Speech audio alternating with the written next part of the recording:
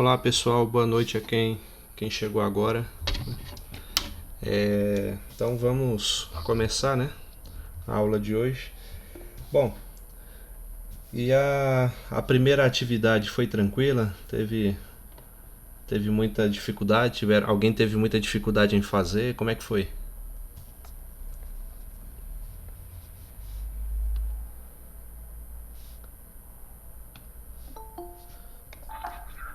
Professor, foi tranquilo.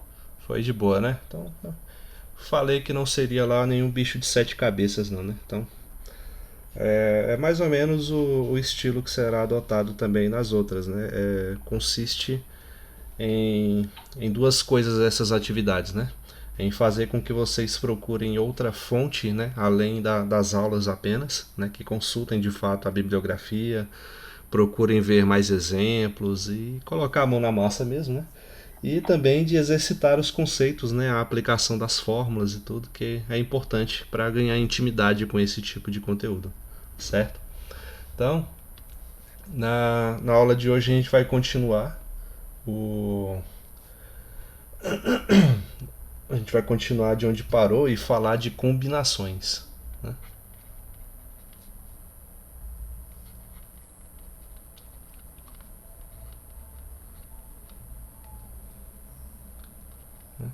Assim, antes, é, só um recado, parece que tem um ou dois colegas que estão começando hoje, né, que se matricularam recentemente. Então, só um resumo do que eu falei na primeira aula, né? Quanto ao conteúdo propriamente dito, já passei para vocês os links, né? A aula está postada lá no meu canal do YouTube. Vocês podem assistir por lá e pegar a atividade. E como vocês entraram foi de ontem para hoje, vocês têm até a semana que vem para me entregar, tá? As aulas aqui ao vivo, elas não são obrigatórias, né? Porque, como eu costumo enfatizar, esse curso não era para ser dado dessa maneira, né? Está sendo assim por conta da pandemia. Então não tem como exigir que todos tenham os meios necessários para acompanhar a aula ao vivo, né? Por isso que eu tenho esse trabalho de gravar a aula e assim a pessoa ter acesso mais tarde quando for necessário. Então eu não exijo a presença, mas a forma que eu tenho de fazer chamada é o que? É de entregar as atividades semanais que eu passo, certo? Então, entregou a atividade, vale a presença e a nota atribuída à atividade. Não entregou é como se você não tivesse assistido a aula, certo? Então, é nesse sentido. Então, deve entregar dentro do prazo para que seja contado tanto a presença quanto a nota, ok? Então, é isso. Vamos continuar aqui. Falamos de arranjos, né, e de fatorial na aula anterior. Na aula de hoje vamos continuar falando sobre as combinações, né? Então, deixa eu só ver aqui onde foi que eu parei no conteúdo. No livro geralmente fala antes de permutações, né? Antes mesmo de falar de arranjos, mas eu prefiro seguir uma ordem diferente porque, como a gente vai ver, permutação é mais simples de compreender e ela surge, assim como as combinações, a fórmula das permutações surgem de forma meio que natural da fórmula de arranjos, né? Então, e do princípio fundamental de contagem, né? Deixa eu só colocar aqui. Tá, beleza. Então, primeiro vamos definir esse objeto com o qual estamos trabalhando. São as combinações, né?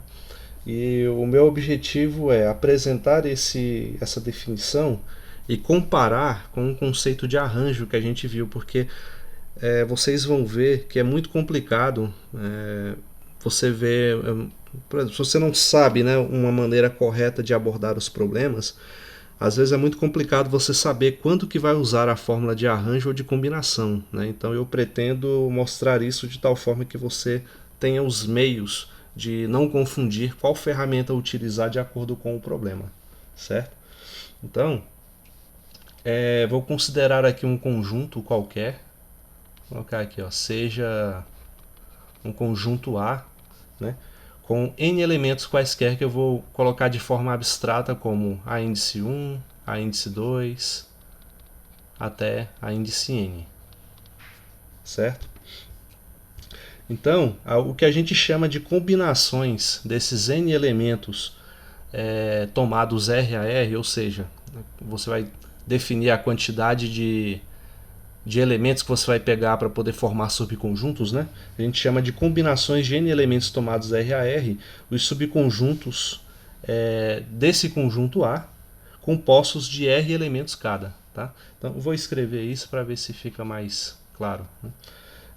Então, as combinações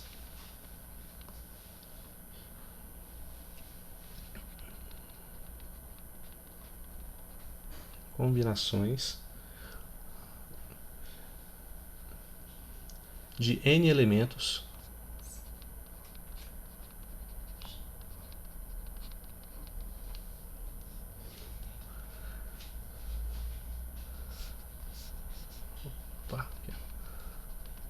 tomados R a R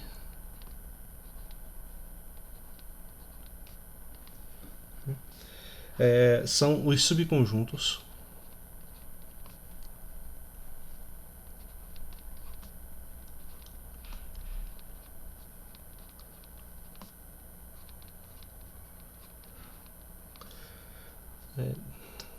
os subconjuntos desse próprio conjunto A, né? Subconjuntos de A, então, né? Compostos de R elementos cada.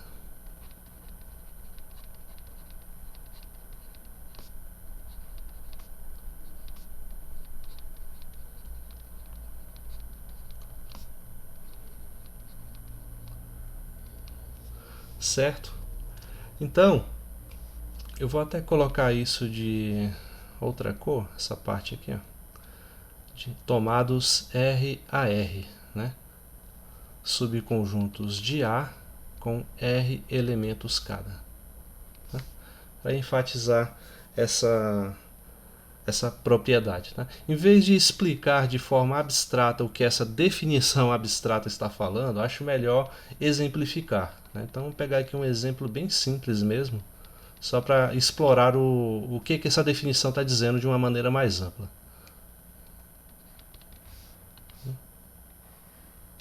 Então, vou pegar aqui, digamos que esse nosso conjunto A seja formado pelas letras, as 5 primeiras letras do alfabeto, né? A, B, C, D e E, certo? E o meu objetivo é, com essas 5 letras, vou formar subconjuntos com 2 letras cada um, ou seja, eu vou formar subconjuntos onde o R vai ser 2, o R que fala aqui nessa definição, né? Vai ter 2 elementos cada. Né? Então, quais seriam esses elementos possíveis? Né? Eu posso, por exemplo, formar o par, né? AB, né? Pegando só o A, fixando o A, a gente tem o AB, tem, por exemplo, o AC, tem o AD, né? E por último, o A e E. Sim? Eu me esqueci. A e B e A contam como a mesma coisa? Então, aí é que está o pulo do gato nessa definição, né? A gente viu lá na aula anterior, em arranjos, né? A gente viu até um exemplo lá que, deixa eu ver se eu me lembro, era para formar o síndico e o subsíndico, né? De um prédio, né? Então a gente viu que a ordem tem relevância no problema, certo? Então a grande diferença de arranjo para combinação é esse detalhe que faz toda a diferença. Né? Então, aqui em combinações, você considerar o conjunto AB e o conjunto BA, né? Você não considera como 2 elementos diferentes. Né? Você considera como um elemento apenas. A ordem não faz diferença, certo? Então, a própria natureza dos problemas que você... Eu vou passar alguns exemplos daqui a pouco, e a gente vai ter que observar esse contexto. Né? Como vou dizer, através dessa verificação é que você vai saber se você está trabalhando com um problema que envolve arranjo ou combinação. Tá? Então, naquele problema lá do síndico que a gente viu na aula anterior, né, de eleger o síndico ou o subsíndico, a ordem faria diferença, porque o primeiro seria o síndico e o segundo o subsíndico, né? Então, se invertesse a ordem, você teria uma outra possibilidade a ser considerada, né? Então, a própria natureza do problema nos guiou a utilizar a ferramenta do arranjo, né? Agora, em problemas, como a gente vai ver daqui a pouco, onde não faz nenhuma menção quanto à importância de se ter a ordem correta dos elementos, o problema que você está trabalhando é de combinação, certo? Então eu vou até enfatizar isso depois desse exemplo, falar que em combinações a ordem dos elementos ela não importa, beleza? Então aqui eu fixei o A e formei os pares possíveis, né? E se eu fixar o B, quais são os pares possíveis que eu posso formar? Posso formar o par BA? Sim ou não? Pode. Não, Não. porque já foi? Eu acabei de dizer, né? Como a ordem nas combinações ela não importa, significa que se eu já tenho o par AB, ele é a mesma coisa que o par BA, né? Então não dá para contar ele duas vezes, ele só conta uma vez. Então o par BA ele não entra aqui na nossa consideração, né? Então eu só posso colocar agora quais seria então um par possível. Poderia formar um par com o C, não é? O BC, né? Quais seriam outro par que eu posso formar com o B, que ainda não apareceu? BD. BD e depois B. BE, né? Tem mais algum? Com D não. Não, né? Então, outra maneira é a gente fixar o C e ver quais são os pares que são possíveis, né? Eu posso formar o par CA? Não. Não, por quê? Porque já tem um AC. Porque já tem um AC e a ordem não importa, né? Então estaria sendo contado duas vezes. Então CA não entra, né? E o CB, ele entra? Sim. Não, porque eu já contei o BC. Tá vendo? Então, Queda do gato. agora o gato pulou de muito alto e caiu, né? Então tem que prestar atenção nesse detalhe, né? Então qual é o par que eu posso formar com o C aqui agora, que não apareceu ainda?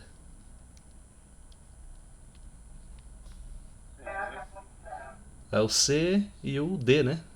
Não apareceu ainda, CD, né? E o outro com o C? C.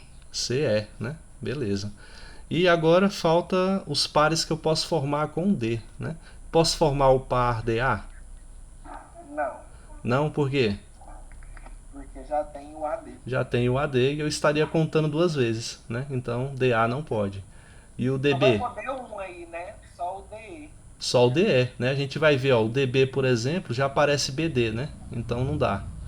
Aí o DC também não dá porque já apareceu CD, né? Então só sobra o DE, né? Então eu tenho aqui, ó, 4, 8, 10 possibilidades, né? 10 combinações possíveis de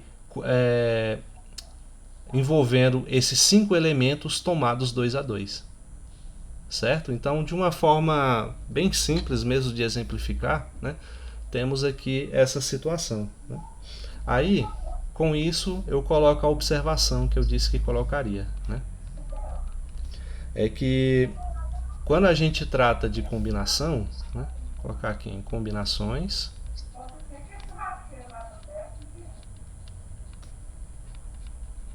característica das combinações é que a ordem dos elementos não importa.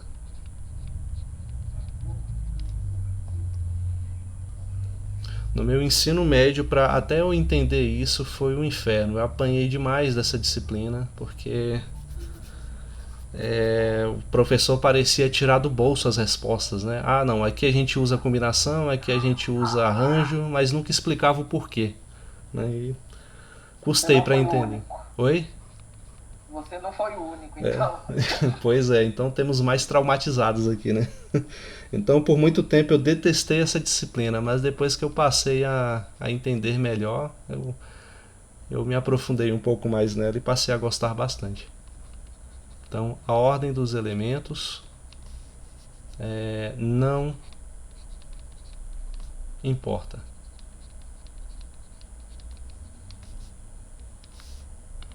Então, enfatizar aqui esse não. Né? Isso quando a gente tem um problema que se trata de combinações. Tá? Então, como que a gente vai saber se a ordem do problema importa ou não importa? Bom, aí não tem jeito, depende do problema mesmo. Né? Aí a única forma de você conseguir reconhecer isso de forma imediata é praticar bastante mesmo em vários problemas diferentes, envolvendo tanto arranjos quanto combinações, para saber quando se utiliza um ou outro. Né? E existem problemas até que são tão complicados que você tem que usar os dois, né? Para ter uma combinação adequada das duas ferramentas para se chegar na resposta correta. Então, enquanto isso, nos arranjos, a gente tem a situação em que a ordem dos problemas importa.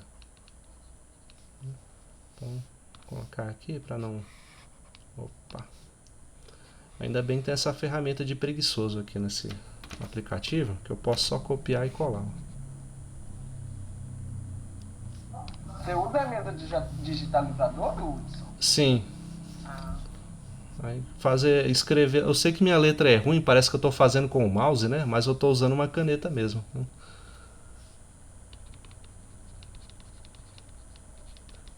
Tem gente que tem essa habilidade de conseguir escrever assim usando o mouse, mas não tentei, mas não consegui não.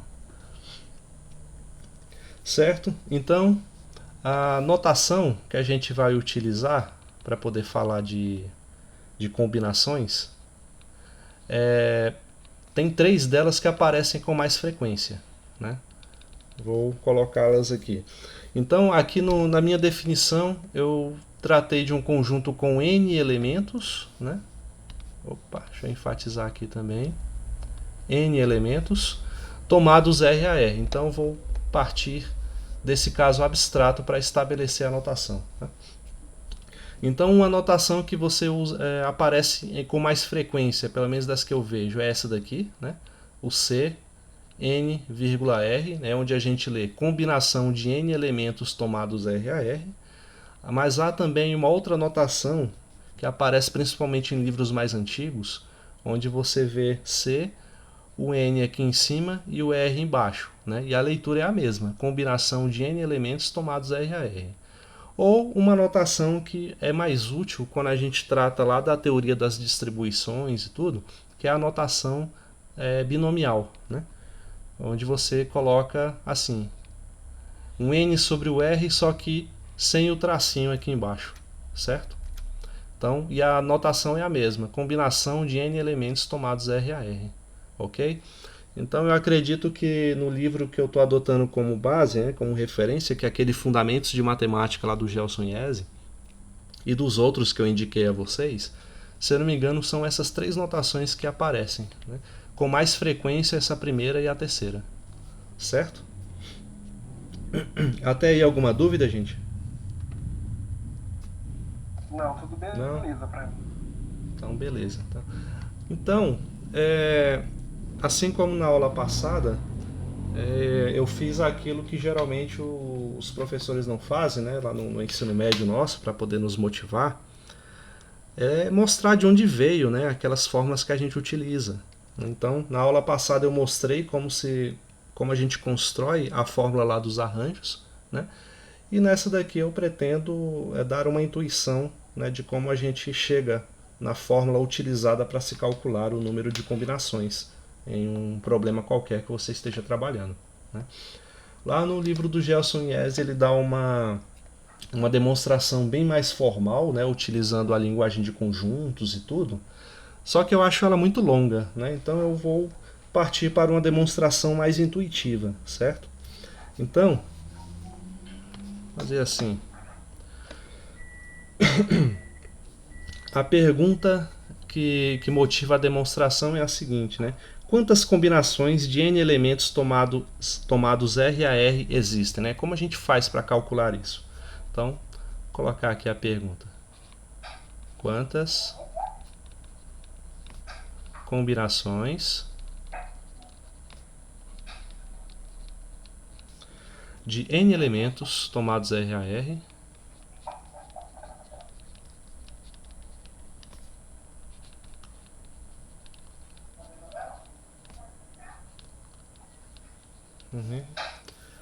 Existem. Né? Afinal de contas, pense no seguinte. Aqui no exemplo que eu dei para vocês era um conjunto de 5 elementos e eu queria saber quantos subconjuntos existiam que eu podia formar com esses 5 elementos tomados 2 a 2. Né? Agora imagine um conjunto com 20 elementos e eu queria saber quantos conjuntos dava para formar com, sei lá, com 6. Né? Quantos subconjuntos de 6 elementos dava para formar. Né? Fazer isso na mão seria um trabalho realmente elogiável. Né? Não sei se tem outra palavra mais adequada, mas bastante imprático, né? Não tem como a gente fazer isso, aplicar essa metodologia em todos os trabalhos, em todos os problemas que a gente for abordar, né? E ter um grau de sucesso elevado, porque a chance de erro da gente contar uma a mais ou uma a menos, ou até uma quantidade maior, né, de combinações, é bem grande. Então a gente precisa de um método mais geral, mais especificamente a gente precisa de uma fórmula, né, para isso. Então, a gente tem o seguinte, a gente pode partir lá da fórmula dos arranjos, né, que temos que lá da fórmula dos arranjos a gente viu que a quantidade de arranjos de n elementos tomados R a R dá n fatorial dividido por n menos r fatorial, certo? Acontece que, como nos arranjos a gente viu que a ordem dos elementos importa, significa que geralmente eu tenho uma quantidade maior de arranjos do que de combinações, né? Então, a gente pode dizer o seguinte, que quando a gente pega aqui arranjos de n elementos tomados R a R, geralmente a gente vai obter um número maior ou no máximo igual ao número de combinações tomados R a R, certo? Gente, alguém está com o áudio ligado? Poderia desligar, por favor? Porque meio que quebra a concentração, né? Quando a gente está tentando falar com outra pessoa falando atrás, tá? Então, obrigado.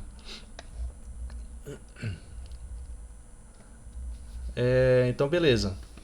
A gente viu como deduz a fórmula do arranjo, né? E a gente viu aqui pelo próprio experimento que a gente fez, que se eu fosse calcular o número de arranjos, a quantidade seria maior, né? Já que eu poderia considerar que os pares AB e o par BA como elementos diferentes, né? Eu teria uma quantidade maior, né? Então, geralmente, a quantidade de arranjo é maior que a quantidade de combinação, certo? Então, agora a gente precisa saber quantas vezes é maior, né? Então, para saber isso, a gente basta especular o seguinte, né? Quantas vezes esse R aqui se repete, né? Porque afinal de contas os arranjos não considera como um elemento adicional aqueles que aqui, ó, os arranjos, a ordem dos elementos importa, né? Então quando você simplesmente muda a ordem dos elementos, aqui no nosso exemplo a ordem dos pares, você vai ter um novo conjunto que será contabilizado, ou seja, a ordem importa, né? Então, como a ordem importa, a gente precisa saber quantas vezes essa repetição acontece, né? Então, seria uma pergunta óbvia o seguinte: quantas vezes, né, R se repete?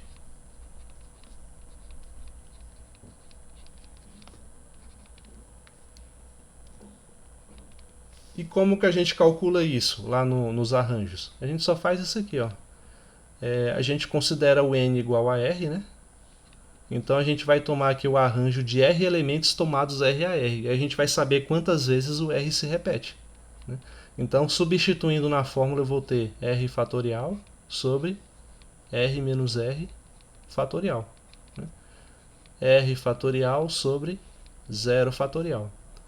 Então, como 0 fatorial a gente viu que é 1, né? O resultado é 1, logo o resultado disso aqui vai dar R fatorial, certo? Então, quantas vezes o R se repete nos arranjos? Ele se repete R fatorial vezes. Beleza? Assim, então, a gente sabe que a gente pode deduzir dessa investigação que a combinação, né, de n elementos tomados R a R vai ser igual à quantidade de arranjos de n elementos, né, tomados R a R, dividido pela quantidade de vezes que R se repete, né? Então, arranjos de R tomado R a R. Ou seja, a fórmula de arranjo a gente já tem, né? N fatorial sobre N menos R fatorial. Então, N fatorial sobre N menos R fatorial, dividido por arranjos de R tomado R a R, a gente descobriu que é R fatorial. Certo? Então, assim a gente tem uma divisão de frações, né? Você tem uma fração dividida pela outra, o resultado disso é o quê? A primeira fração multiplicada pelo inverso da segunda. Então fica n fatorial dividido por r fatorial vezes n menos r fatorial. Certo? Assim temos então a fórmula geral para as combinações de n elementos tomados R a R. Opa. R fatorial n menos r fatorial. Tá? Então, essa é o que eu chamo de demonstração intuitiva, né? O processo envolvido, né? Para ser uma demonstração rigorosa, eu precisaria fazer alguns passos a mais, né? E é isso que o livro do Gelson Iese faz, né? Então, eu peço que vocês deem uma olhada depois, é porque ela é longa, tem mais ou menos uma página a demonstração, né? E ele faz detalhe por detalhe, né? E a única dificuldade envolvida na demonstração dele é que ele usa a notação de conjuntos, mas como tudo é pré-definido lá no começo da demonstração, dá para entender de boa. Beleza? Até aí alguma dúvida, gente? Não. Não? Tranquilo, né?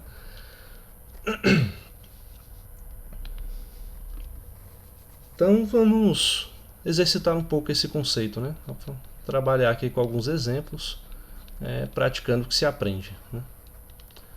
Então, sim? Deixa eu só te perguntar, qual que é a sua forma de avaliação? Ah, sim, Tem prova? Uhum.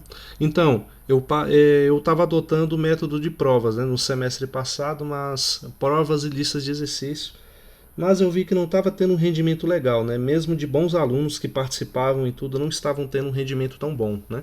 Então eu resolvi adotar essa metodologia das listas semanais, né? Então hoje, na aula de hoje, quando terminar, haverá uma lista referente ao que foi visto hoje, postado lá no Classroom, e você terá até às 7 horas da noite da próxima aula, né, para entregar essa lista, lá no Classroom mesmo. Certo? Aí, e todas as aulas vai ter essa atividade, e no final eu somarei todas para obter a nota final do bimestre. Não, beleza. Beleza? Porque eu queria perguntar se você gosta de cobrar demonstrações em prova, né? Ah, não, mesmo em provas depende muito da disciplina, né? Essa daqui seria uma em que eu não cobraria, né? Mas se eu estivesse trabalhando, sei lá, com análise ou álgebra abstrato ou algo assim, com certeza sim, né? Mas essa é uma disciplina mais aplicada, então eu gosto de cobrar mais as aplicações, né? Assim Não, beleza. como nos exercícios que você vai ver lá quando olhar no Classroom. Não, beleza. Ok? Obrigadão. Por nada. Então, voltando aqui no exemplo. Como se calcula então as combinações de 6 elementos tomados 2 a 2? Né? Pela aplicação da fórmula ficaria como?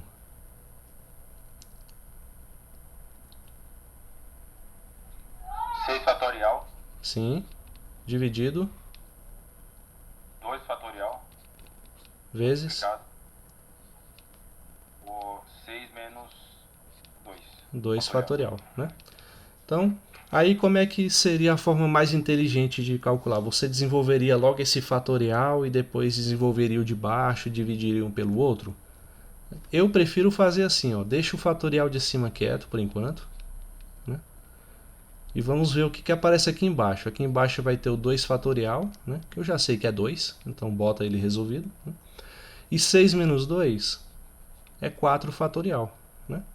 Então, uma maneira que eu acho assim mais interessante de resolver é você fazer o seguinte, desenvolve o 6 fatorial até chegar no 4. Né? Quem é 6 fatorial? É 6 vezes 5 vezes 4. Aí, em vez de continuar os produtos até chegar no 1, bota um fatorial aqui no 4, ó, que é a mesma coisa. Certo? Aí assim embaixo você tem 2 multiplicado por 4 fatorial. Né? Assim você tem 4 fatorial multiplicando em cima e 4 fatorial multiplicando embaixo. Cancela um pelo outro. Certo? Então você tem 6 vezes 5, que é 30. 30 dividido por 2, 15. Então, essa é uma maneira assim que você pode fazer. Mas nada te impede, se você prefere calcular, ó, 6 fatorial, 720. 2 fatorial é 2. 4 fatorial, 24. Aí faz 720 sobre 48. Aí você vai simplificando até chegar no 15. Dá a mesma coisa. Tá? Eu prefiro fazer assim porque quando envolve números maiores se torna uma forma mais econômica, né? Principalmente quando você vai fazer provas de concursos ou vestibulares onde você não tem uma calculadora lá à sua disposição. Né? Ajuda a te economizar bastante tempo. Certo? Então, utilizando aí a outra notação, como ficaria, esse aqui é o primeiro, como ficaria o desenvolvimento de 8, o binomial 8 sobre 2, daria quanto? 8 fatorial 8 fatorial sobre 2 fatorial 2 fatorial multiplicado. 8 menos 2 fatorial. Então, exatamente o mesmo procedimento do anterior. Né?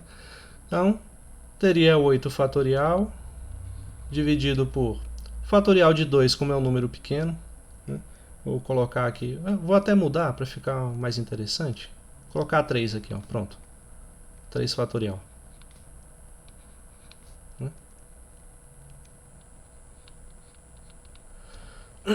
Então eu tenho 3 fatorial embaixo e aqui 8 menos 3 dá 5. 5 fatorial. Né? Aí você vê o seguinte, tem um fatorial em cima e 2 fatoriais embaixo. Né? Você vai observar o maior deles. Né? Aí você vai desenvolver o fatorial de cima até chegar no valor do de baixo. Tá? Ou seja, 8 vezes 7 vezes 6 vezes 5. Opa, então parou aqui, ó, 5 fatorial. Né? E aqui embaixo, 3 fatorial vezes 5 fatorial. 5 fatorial multiplicando em cima e multiplicando embaixo cancela. Aí aqui você tem que 3 fatorial é 6, né? Dá para cancelar então o 3 fatorial com 6. Ó. 8 vezes 7, 56 é a resposta. Beleza? Tranquilo até aí, né, gente? Sim. Então vamos tornar as coisas um pouco mais interessantes, né? Vamos ver uns problemas onde demandam um pouco de interpretação, né, para a gente fazer. A outra notação nem vou fazer um problema, mas a lógica é a mesma, né?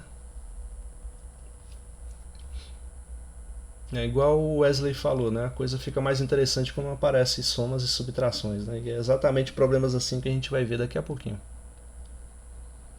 E bota interessante nisso. Então, vou considerar aqui um conjunto. Vou dizer assim, exemplo.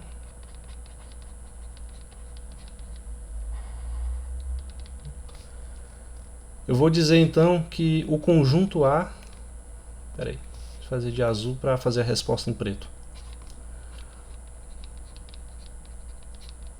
O conjunto A tem 45 subconjuntos.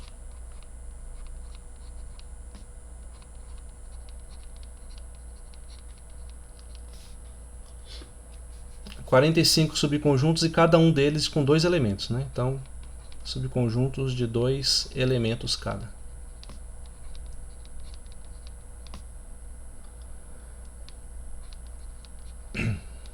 Aí eu pergunto, qual é o número de elementos do conjunto A? Né? Então, colocar assim, quantos elementos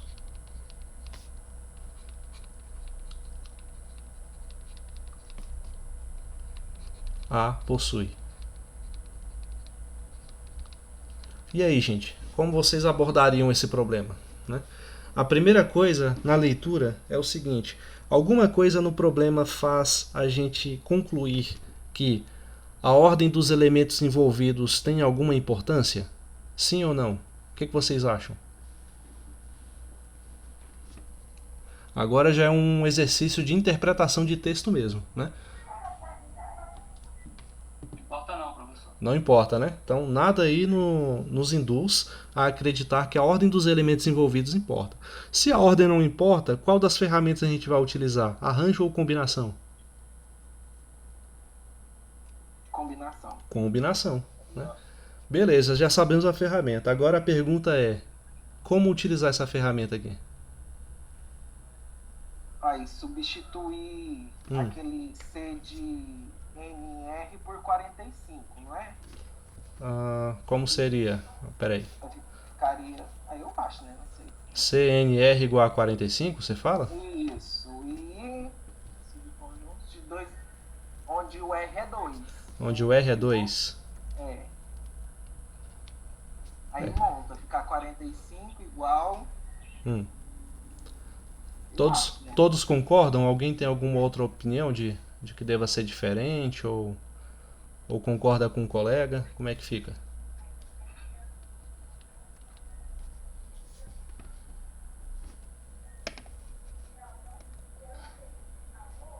E aí, gente?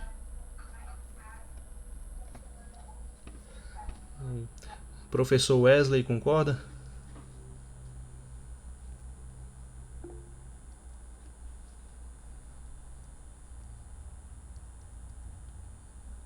E aí, gente, o palpite do colega de montar o problema tá certo ou tá errado?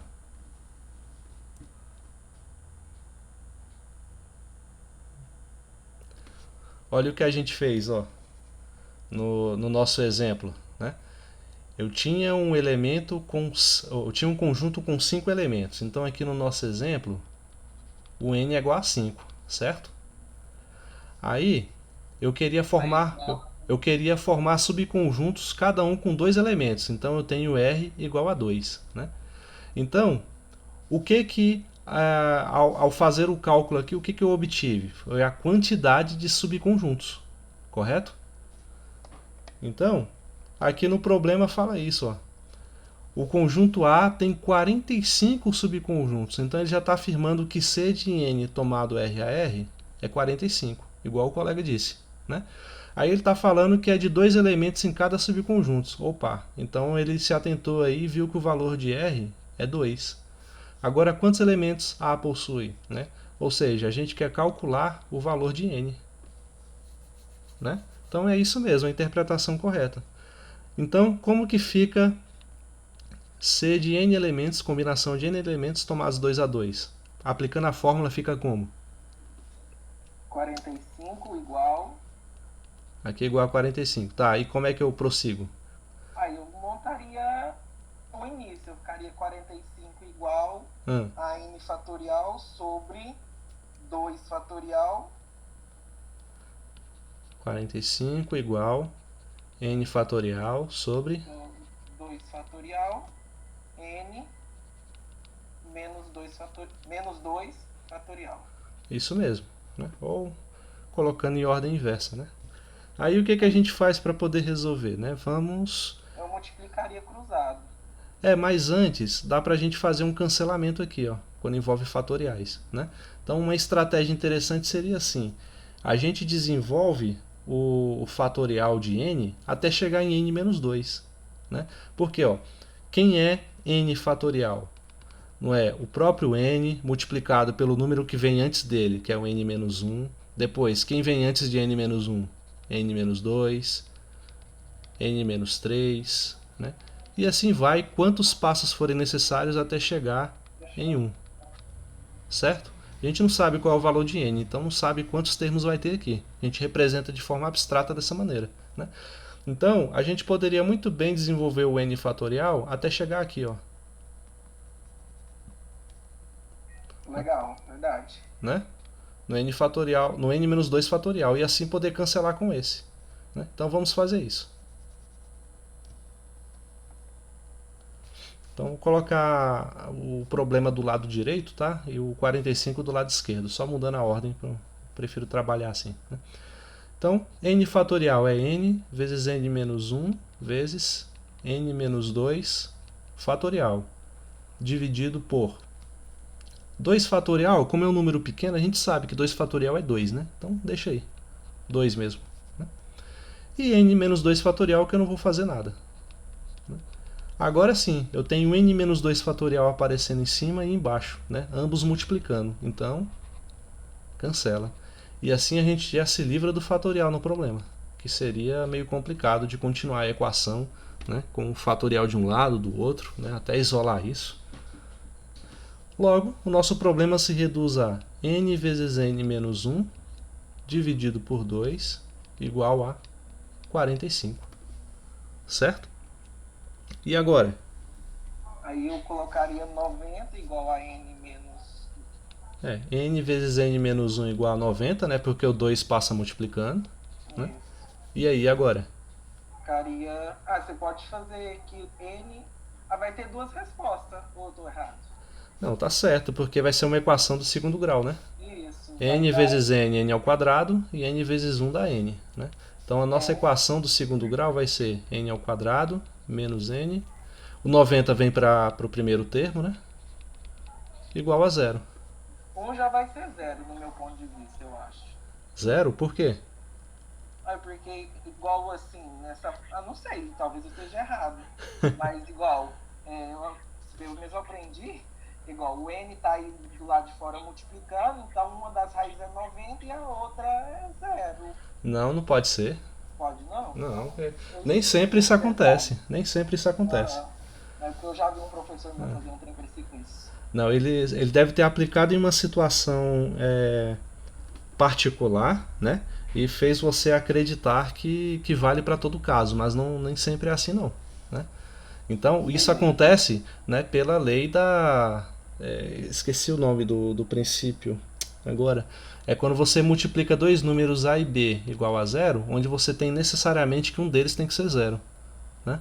Isso vale no conjunto dos reais, dos complexos que a gente conhece também, né? Então agora, eu misturei assim. Pois é, agora quando o produto de A e B é igual a 90, você tem várias possibilidades aqui envolvendo, né? Então, aí você tem duas maneiras. Ou você pensa em dois números cujo produto dá menos 90 e cuja soma dá 1, ou você aplica a fórmula a famigerada fórmula de Bhaskara, né? Que não gosto muito de usar esse nome, mas é isso. A fórmula do completamento de quadrado, melhor assim, né? Desculpa, alguém disse alguma coisa? Se eu quiser calcular aí, mas eu já fiz aqui x1 é igual a 10 e x2 é igual a menos 9. Eu acho que beleza. Pela questão não vale o número negativo, então n é igual a 10. Então você achou aí n' igual a 10 e n duas linhas igual a menos 9, né? De fato, o produto deles dá menos 90 e a soma dá 1 positivo, né? Beleza. Valeu, já adiantou aqui pra gente. Aí nesse caso, como você bem observou, o que nos interessa é o valor n igual a 10. Por quê? Porque no contexto do nosso problema não faz sentido você ter uma quantidade negativa de números, né, de um conjunto, uma quantidade negativa de elementos de um conjunto, certo? Então só vale n igual a 10 como resposta para o nosso contexto. Então pronto, resolveu. Você tem um conjunto A tem 10 elementos, né? Essa seria a resposta. Portanto, A tem 10 elementos. Beleza? Alguma dúvida até aí, gente? Talvez só um pouquinho para me copiar a pergunta, professor. Ah, tá aqui.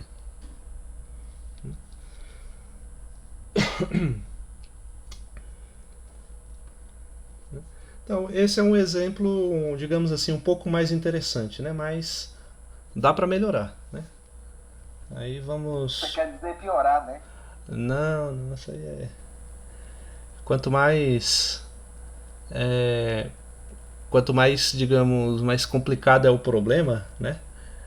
mais eficaz é o nosso estudo, né? Quando a gente consegue resolver, é claro, né? Então, nesse sentido é bom, que você passa aí um tempão em cima de um problema sem a certeza de se vai resolver ou não, né? É frustrante, às vezes você fica feliz, às vezes não, né? Então,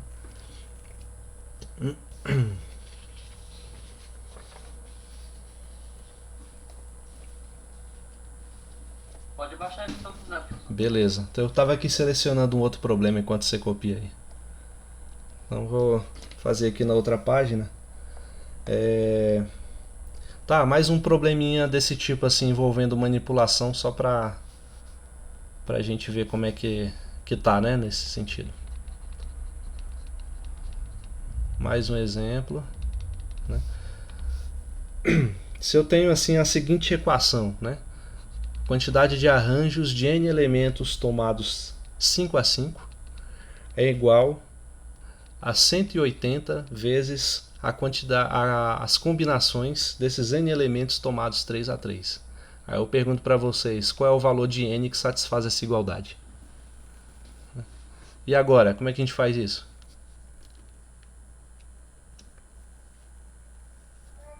Professor, eu Sim. colocaria esse CN3, vírgula 3 aí, Aham. no caso C, de N a 3 a 3, abaixo desse AN 5 a 5.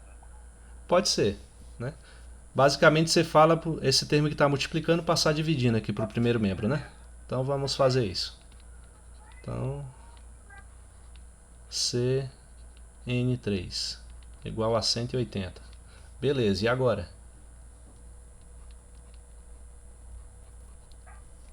Agora eu desenvolvia tanto A quanto C aí. Então como é que a gente calcula a quantidade de arranjos de n elementos tomados 5 a 5? Isso aí é uma combinação ou é um arranjo? O A é arranjo. Ah, tá. Seria N do A. N fatorial sobre N menos 3 fatorial. O A é 5 aqui, então é n menos 5. Ah, tá. Menos 5. Dividido por Sobre N fatorial sobre, sobre 3 fatorial. sim, Abre parênteses. N menos 3 fatorial. isso tudo igual a 180, né? Beleza, já fizemos um progresso, né? Então, divisão de frações, né? A gente conserva a primeira fração, que é a de cima, e multiplica pela segunda invertida, né? Então vamos colocar n fatorial dividido por n menos 5 fatorial vezes. Aí aqui, em vez de colocar o n fatorial em cima, ele vai aparecer embaixo, e esse termo de baixo vai aparecer em cima, né? Então 3 fatorial n menos 3 fatorial dividido por n fatorial igual a 180. Até aí, ok? Tudo certo? Sim. Então, olha o que a gente já pode fazer. Ó. Tem n fatorial multiplicando em cima e n fatorial multiplicando embaixo. Então, vamos nos livrar desse termo, né? Outra coisa que a gente pode fazer, né? O 3 fatorial a gente sabe calcular, né? Dá 6. Como ele está multiplicando, a gente pode passar ele lá para o segundo membro dividindo, para deixar só os fatoriais aqui do lado esquerdo, né? Então a gente pode ficar assim, ó, com n menos 3 fatorial dividido por n menos 5 fatorial é igual a 180 sobre 3 fatorial. Certo? E agora, o que a gente pode fazer?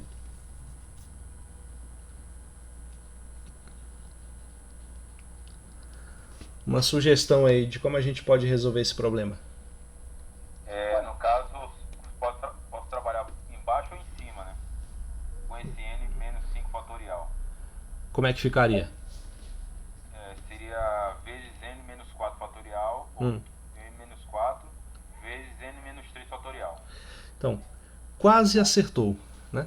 Porque olha só, se a gente está considerando que o n é positivo, né, sempre, né? Então eu pergunto, quem é maior, n menos 3 ou n menos 5? Qual deles é maior?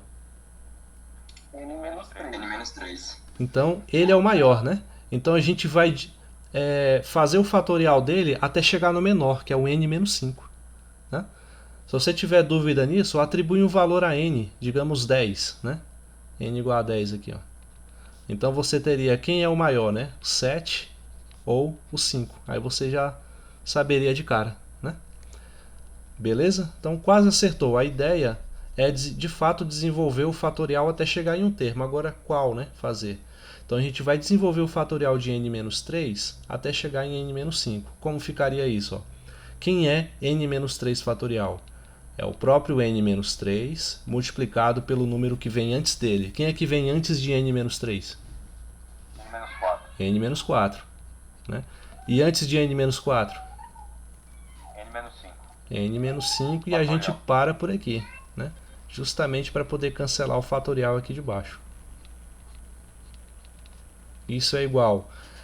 3 fatorial a gente sabe que é 6, né? Então 180 dividido por 6 dá 18 por 6 dá 3, sobra 0, então 30, né? N fatorial multiplicando em cima e aparecendo sozinho embaixo, ó. Então nos livramos definitivamente dos fatoriais, né? Agora a gente pode trabalhar com um problema que a gente já conhece, que é a nossa eterna companheira equação do segundo grau, né, que passa o ensino fundamental, médio, superior e até pós-graduação vendo isso aqui em algum momento ou outro. Né? Então, não tem como fugir não. Então, agora a gente desenvolve, né? N vezes n dá n ao quadrado, n vezes menos 4, menos 4n, menos 3 vezes n, menos 3n, menos vezes menos dá mais, 3 vezes 4 dá 12. Né? Aí a gente passa o 30 para esse lado, soma esses termos aqui que dependem só de n, e o resultado final é esse. Ó. Menos 4 menos 3 dá menos 7. Né? E 12 menos 30 dá? Menos 18. Menos 18, igual a 0. Né? Aí você pensa em dois números cujo produto dá menos 18 e cuja soma dá 7 positivo. Né? Então dá n igual a 9 e n igual a menos 2. É isso mesmo? Dá menos 18 dá 7. É isso mesmo. Né? Então n' e n duas linhas. Né? Qual deles serve para o nosso problema? 9. N igual a 9. N igual a 9. Então o valor de n aqui que satisfaz a nossa equação é n igual a 9. Beleza? Todos entenderam? Ficou alguma dúvida em algum passo aí da resolução? Se ficou, pode falar.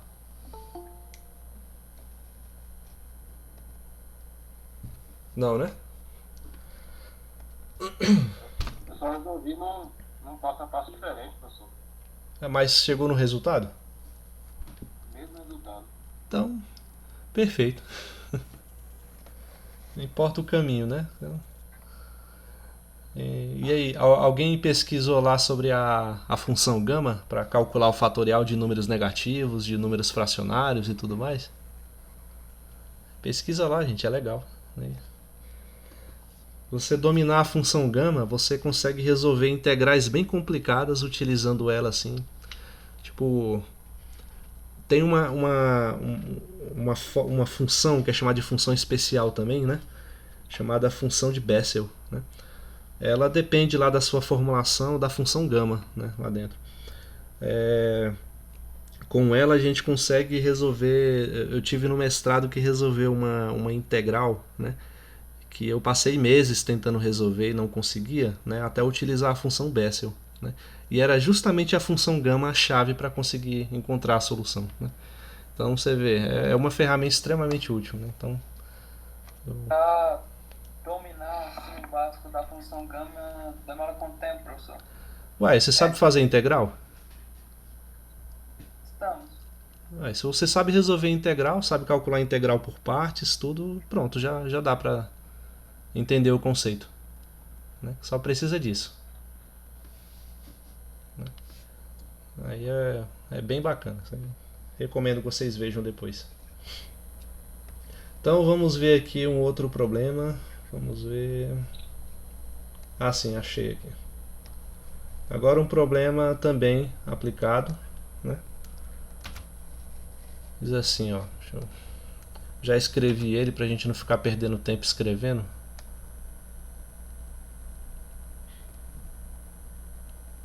Aqui. Então, nosso problema diz esse, ó. Vou colocar aqui o título, né? Exemplos. Aí eu só vou colocando uma bolinha em cada exemplo que a gente for fazendo, né? Então, 10 alunos devem ser distribuídos em duas classes, né? De 7 e 3 lugares respectivamente. De quantas maneiras distintas pode ser feita essa distribuição aí? E aí, como é que a gente começa a abordar esse problema? A pergunta primeira é: você vai colocar esses alunos em duas classes de 7 e 3 lugares. Em algum lugar aqui do problema está falando que a ordem que os alunos vão ser colocados é relevante para o problema?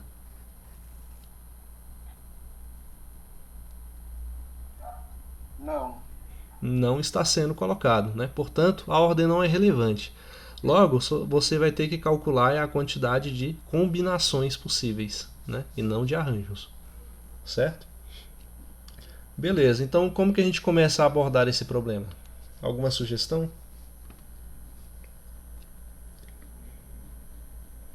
Ó, eu gosto muito de fazer assim, desenhando, né? Então vamos imaginar aqui duas classes, né? Eu vou desenhar aqui dois quadradinhos, dois retângulos para ser mais exato.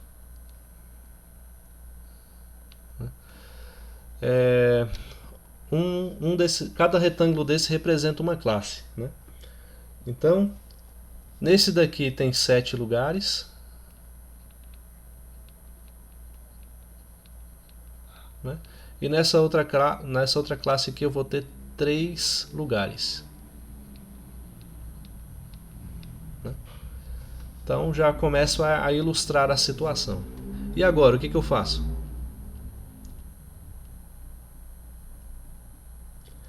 Quantos alunos a gente tem para poder colocar nesses 7 lugares aqui? 10. Então, são combinações de 10 alunos tomados 7 a 7, né? E quantos alunos eu tenho para poder colocar nesses 3 lugares aqui? 10. Não, porque olha só, Não. Ei. maneiras distintas, né? Que ele fala. Então, se eu usei já usei dessa classe de 10 alunos, se eu já tirei 7 para poder compor essa classe, só vai me restar 3 alunos para ocupar esses 3 lugares, né? Então vai ser combinação de 3 tomados 3 a 3, né? E qual é o resultado possível? Vai ser o produto dessas duas combinações, certo? Ou não? Seria a soma, não, professor? Por que a soma?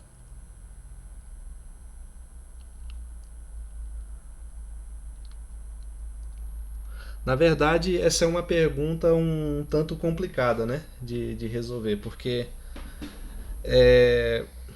eu confesso que eu não sei explicar exatamente o porquê da gente usar soma e multiplicação em certas situações, né? Porém, esse se torna um procedimento natural à medida que a gente vai vendo em alguns exemplos, tá? O que eu posso tentar a título de explicação é o seguinte: quando que envolve uma situação onde você vai somar, né? A gente vai somar quando você tem um problema que fala assim, ó. Deixa eu ver se dentro dos que eu selecionei tem um aqui, deixa eu ver. Ó, tem um problema que eu vou passar daqui a pouco que diz assim: uma sala tem 6 lâmpadas com interruptores independentes, né? Aí de quantos modos pode se iluminar essa sala, se pelo menos uma das lâmpadas deve ficar acesa, né? Essa é uma situação em que você vai somar as combinações. Por quê? Por causa da palavra pelo menos. Isso indica que existe a possibilidade de você deixar uma lâmpada acesa, de deixar 2, de deixar 3, até o máximo possível, que são 6. né? Então você vai somar cada uma delas, né? Agora, nesse caso aqui, a situação ela envolve um produto. Como que eu poderia explicar?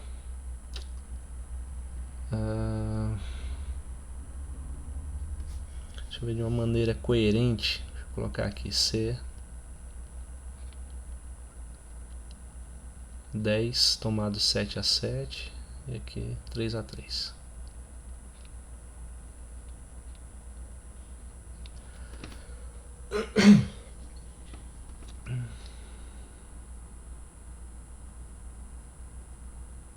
Eu teria que abstrair isso melhor para poder dar uma justificativa mais formal, né? Até em problemas de arranjos também acontece esse tipo de situação, né? Quando você precisa multiplicar e outras situações em que você precisa somar, tá? Mas vou pegar emprestado aqui lá do estudo das probabilidades uma justificativa para essa situação. Não é o ideal, né? Mas eu acho que serve, né?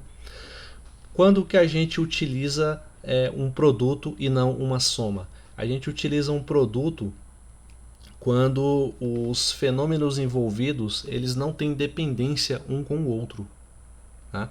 Então aqui, ó, não tem dependência nesse seguinte sentido. Por exemplo, para poder formar essa classe com 7 lugares, tendo 10 alunos, o que eu fiz? Eu peguei lá os 7 alunos, né, dentro das combinações possíveis, né, desses 10. Então tá aqui o C de 10 tomado de 7/7 para poder compor essa classe, né? Então, para poder compor a outra classe, né, de tal forma que não influencia o que aconteceu aqui antes, só me restam 3 alunos para eu poder fazer as devidas combinações, né? Então, por conta dessa independência, a gente realiza o produto, tá? Eu sei que essa explicação ela ainda não é a mais adequada, né? Mas eu acho que eu posso trazer isso na próxima aula, porque eu queria explicar isso sem utilizar a linguagem de conjuntos, né? Eu queria fosse uma explicação mais prática, né? Então, de fato, o Wesley falando aqui, né? Esses detalhes são importantes, eles são extremamente importantes, né? Certo? Então, eu vou trazer depois uma explicação mais clara, né? Uma que não utilize tanto o tecnicismo lá da linguagem de conjuntos, para poder explicar isso. Mas tenha em mente essa ideia de fenômenos que não se relacionam, não se correlacionam um com o outro, ok? Por mais difícil que seja de identificar isso em um problema dessa natureza, certo? Então, aqui você teria as combinações de 10 tomado 7/7, que seria 10 fatorial sobre 7 fatorial vezes 10 menos 7 fatorial, né? Vezes 3 fatorial sobre 3 fatorial vezes 3 menos 3 fatorial, né?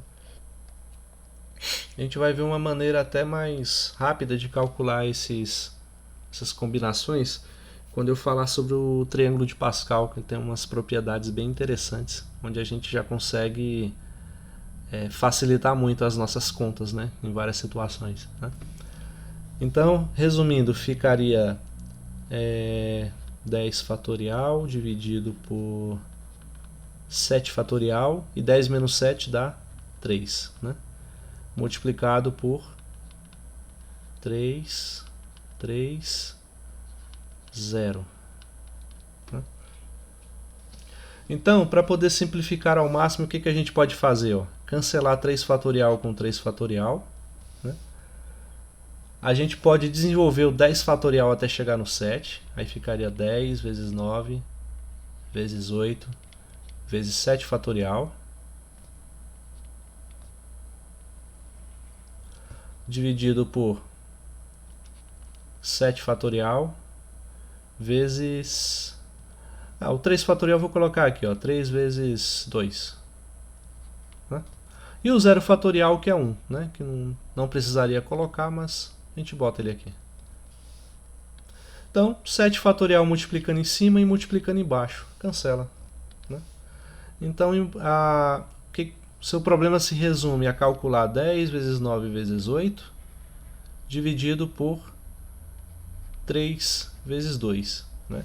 Aí a gente pode fazer assim, antes de efetuar todos os cálculos e dividir, pode cancelar o que der. Né? Por exemplo, o 9 cancela com 3, aí vai sobrar só 3 aqui. Né? O 8 cancela com 2, sobrando só 4. Aí você vai ter 4 vezes 3, que é 12. 12 vezes 10, 120. E essa seria a resposta. Então, de quantas maneiras distintas pode ser feita essa distribuição? Pode ser feita de 120 maneiras diferentes. Beleza?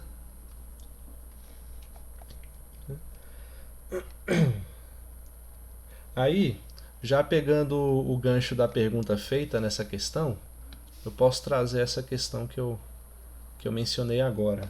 Deixa eu selecionar aqui.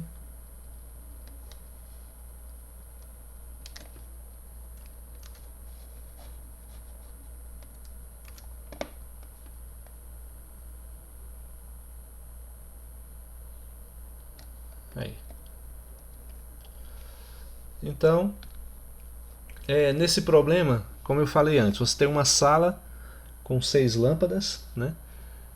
Com interruptores independentes. Né? Então aqui de quantos modos a gente pode iluminar essa sala, se pelo menos uma das lâmpadas deve ficar acesa. Né? Então, para resolver esse problema, a gente precisa considerar todas as situações possíveis. Né? Então você tem, por exemplo, quando você tem uma lâmpada acesa, né? uma acesa, vou colocar assim. Uma acesa, você vai ter a combinação das 6 lâmpadas tomadas uma a uma. Né? Se você for considerar que 2 lâmpadas serão acesas, combinação de 6 tomados 2 a 2. Né? 3 lâmpadas acesas. Eu estou fazendo todas essas considerações porque o problema nos fala isso. Ó. Pelo menos uma. Né? Agora, se tirasse esse pelo menos e falasse uma só das lâmpadas, né, deve ficar acesa, o nosso problema já acabaria aqui na primeira. Ó, combinação de 6 tomados uma a uma. Só que pelo menos significa que a gente tem que considerar todas as outras. Quando ela tem uma lâmpada acesa, quando tem 2, 3, 4, 5 ou 6, que é o máximo, certo? Então, feita essa interpretação, a gente vai considerando todas essas possibilidades de combinação. 6 tomados 3 a 3, 4 acesas, de 6 tomados 4 a 4, 5 acesas,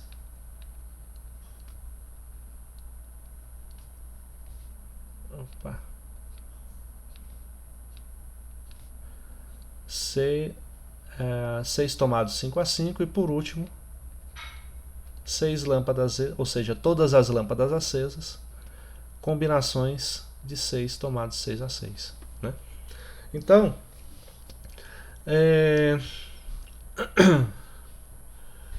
e agora, o que a gente faz?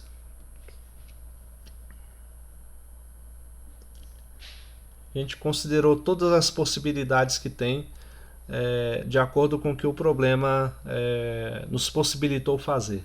Né? E agora? Fazer o cálculo. Sim, mas aí é nessa parte que eu... Quer ver? Deixa eu ver uma outra forma de explicar isso.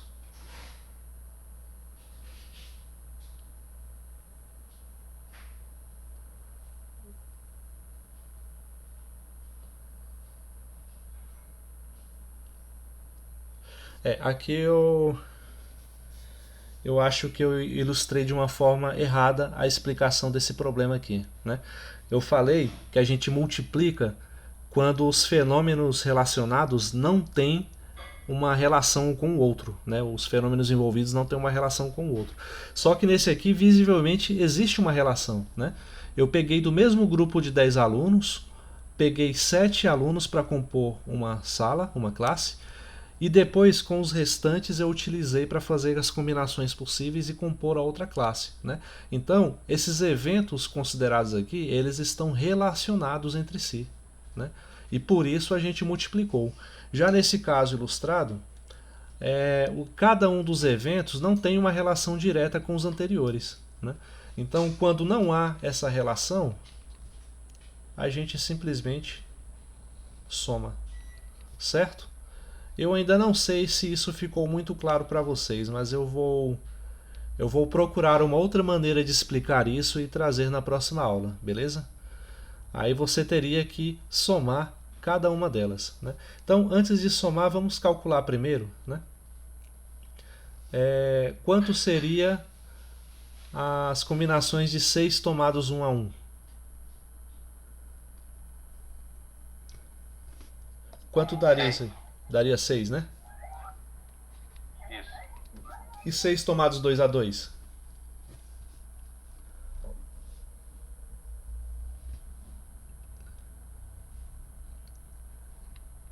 15?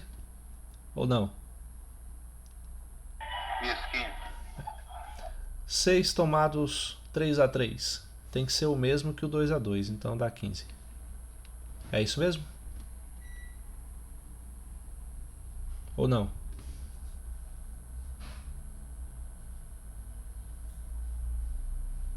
Não, errei. Se fosse... É o 4 a 4 que dá 15. Esse aqui vai dar 21, né, gente? É isso mesmo?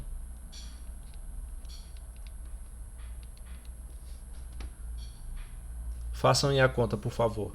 6 tomados 2 a 2 dá 15, aí 6 tomados 3 a 3 dá quanto? Ó, 6 fatorial sobre 3 fatorial vezes 3 fatorial, né? 6 vezes 4... 6 vezes 5 vezes 4 vezes 3 dividido por 3 fatorial, 3 fatorial. Daria 30, não? Aqui daria... dá 20, né? Esse aqui?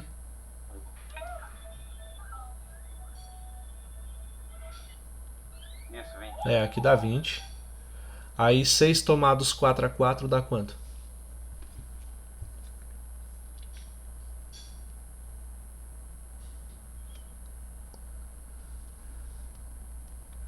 6, 2, melhor, 4 e 2. 6 vezes 5 vezes 4, 4 fatorial sobre 2. Então aqui dá 15 de novo, né? E 6 tomado 5 a 5, né? Dá 6 também, né?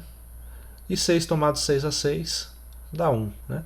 O Wesley já identificou o padrão, né? É esse padrão que surge no triângulo de Pascal. Por isso que lá a gente vai ver uma propriedade que fala que, por exemplo, tem uma regra de espelhamento, né? 6 tomados 2 a 2 é igual a 6 tomados 4 a 4, porque 2 mais 4 dá 6.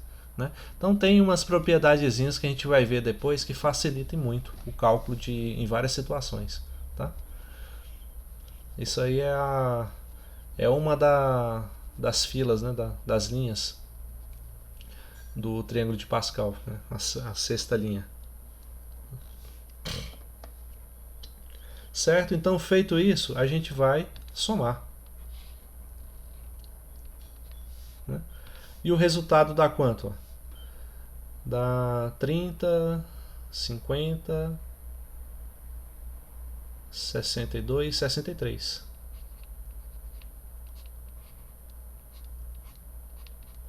Então, existem 63 maneiras de você ter todas as lâmpadas da sua casa acesa. Alguma dúvida? Ou... Interessante, professor. Oi? Mas pelo que foi apresentado, Sim. compartilhar aqui uma curiosidade, parece que fez uma questão com sentido bem parecido com esse na lista de exercícios da semana anterior. Foi a questão de número 3, que fala das portas.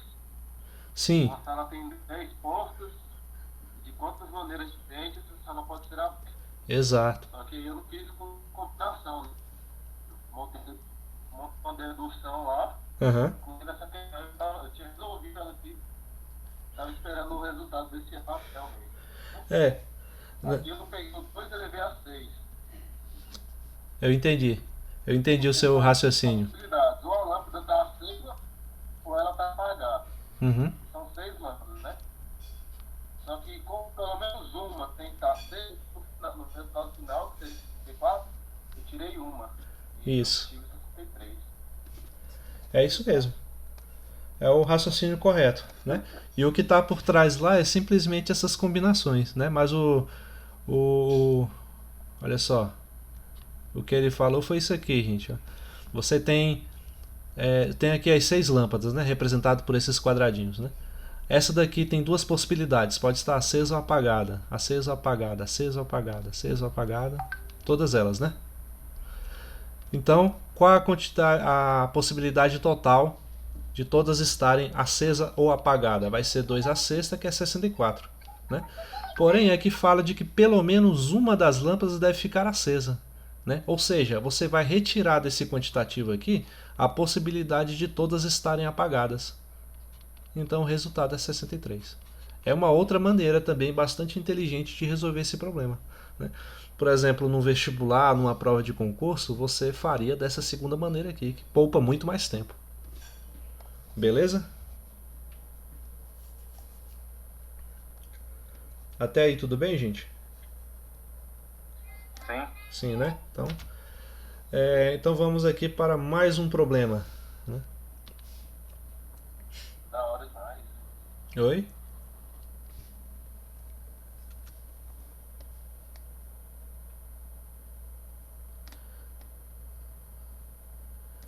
Esse problema aqui, ó. Em uma reunião social havia N pessoas, né? É o que eu quero descobrir, quantas pessoas havia lá, né? E cada uma saudou as demais com um aperto de mão, né? Então, sabendo que houve ao todo 66 apertos de mão, quantas pessoas haviam na reunião?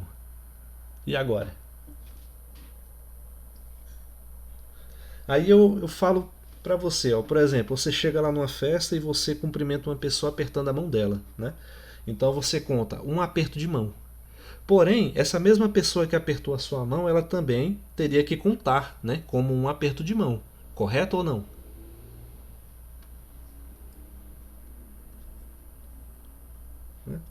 Ó, quando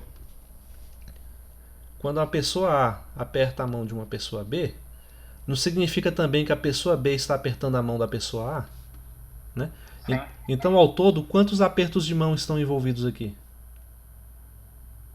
2. Não, um só. É um só houve um aperto de mão. Não interessa a ordem, né, de quem apertou a mão de quem. Você não tem como apertar a mão de outra pessoa se ela não estiver apertando a sua também, né? Então, essa reciprocidade ela conta como um aperto de mão. O que isso significa? Que a ordem aqui não importa, né? Significa então que você está trabalhando com um problema de combinação. Beleza? Entenderam essa interpretação? Sim. Sim, né? Então, uma combinação de N pessoas tomados 2 a 2, né? Afinal de contas, o aperto de mão acontece entre duas pessoas, né? E o total de apertos de mãos envolvidos foram 66. Então, eis o nosso problema e precisamos encontrar apenas o valor de N que satisfaz, né?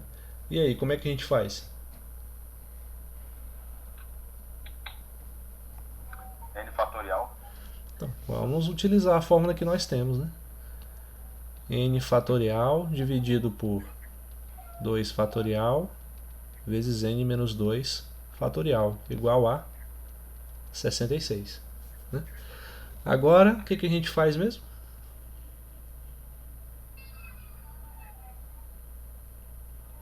Desenvolve o N fatorial até chegar ao N menos 1. Exatamente. Muito. Então, N menos 1, N menos 2 e para aqui, né?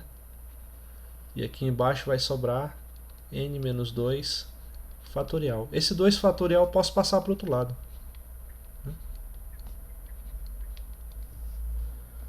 né? Aí agora está mais fácil, né? Eu elimino o fatorial do problema e tenho aí nossa velha e conhecida equação de segundo grau de novo. N vezes N menos 1 é igual a 66 vezes 2, 100 e... quanto? 120 mais 12? 132. Né? Então, para não ficar no achômetro, a gente monta a equação, né? N ao quadrado menos N, 132 vem para cá, igual a zero, né?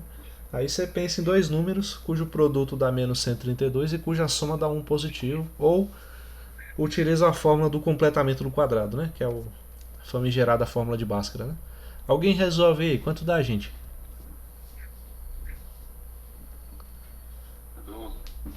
12?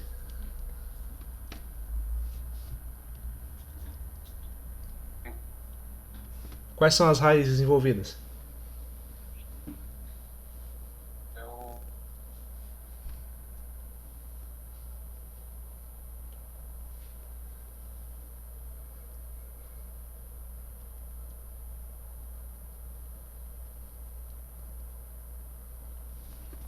E aí?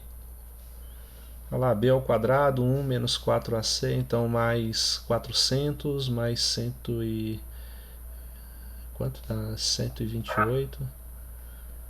Hã?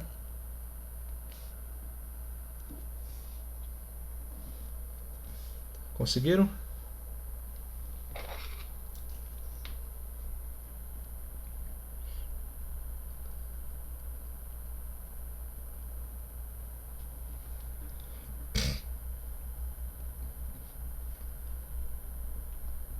Vocês só acham que é 12 menos 11, né? Mas aí só vai servir a 12 no caso.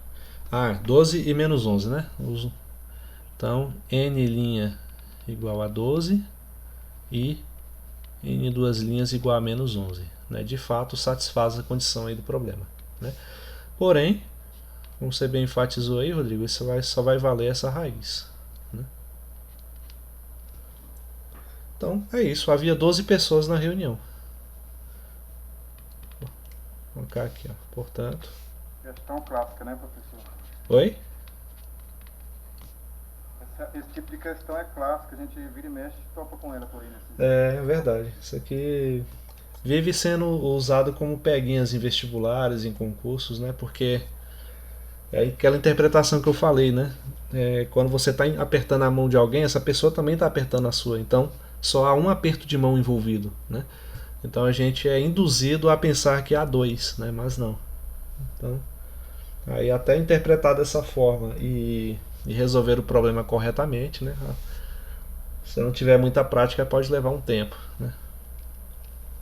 Então havia 12 pessoas na reunião.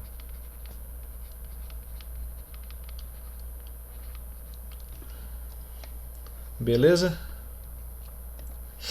Então, vamos ver aí mais um problema. Né? Esse aqui eu acho interessante. Ele é simples depois que você interpreta. Então,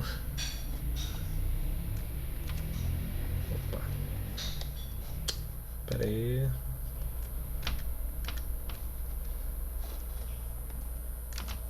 Aí.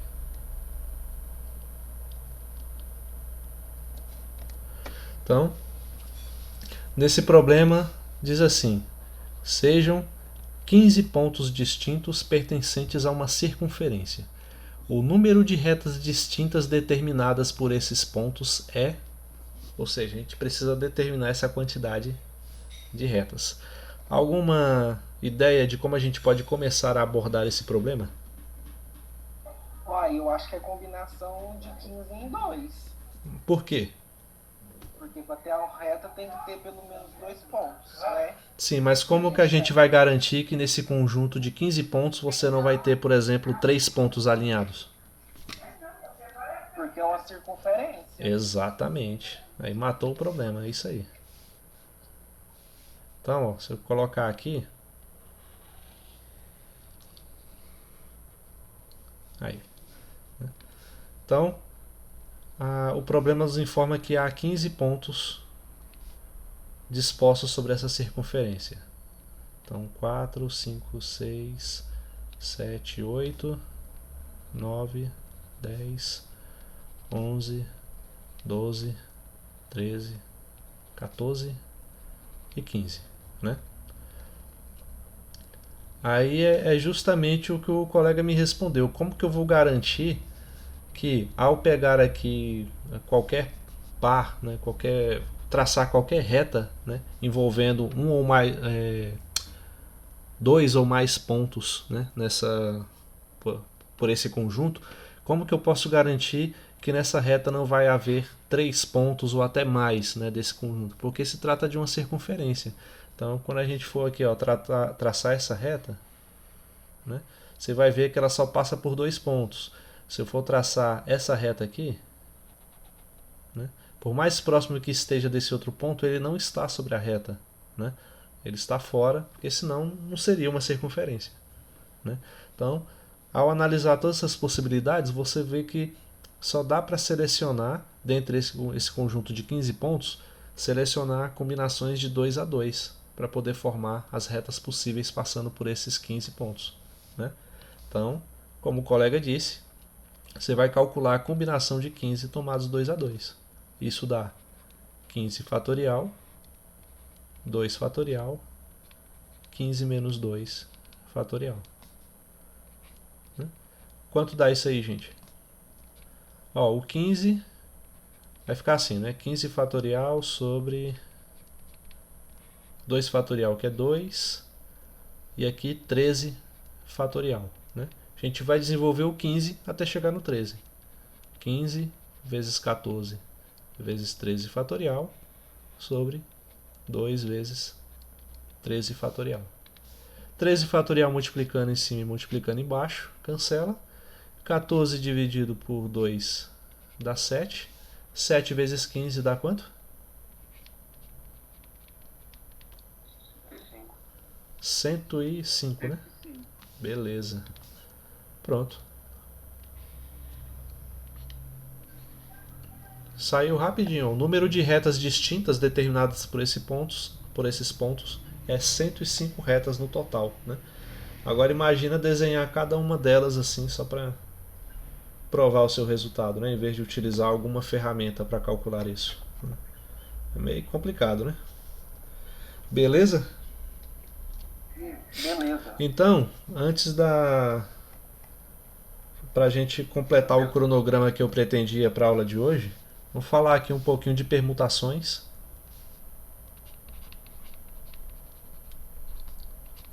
Na próxima aula eu pretendo falar sobre as permutações com elementos repetidos, né, e trazer uns probleminhas que eu acho interessantes para a gente considerar sob a ótica dessa ferramenta, né? Aqui, permutações.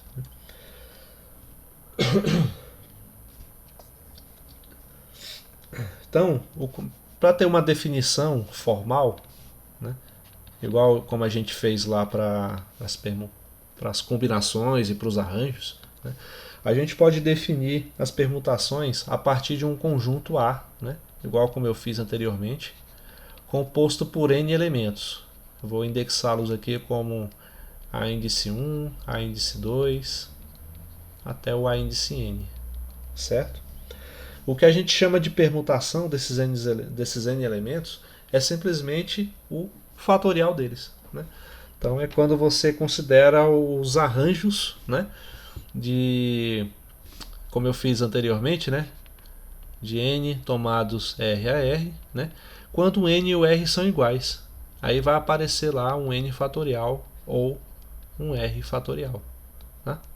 Então são a quantidade de repetições, né, que a gente pode obter em um arranjo, tá? Então a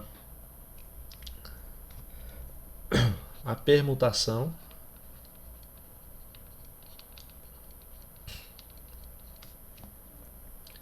desses n elementos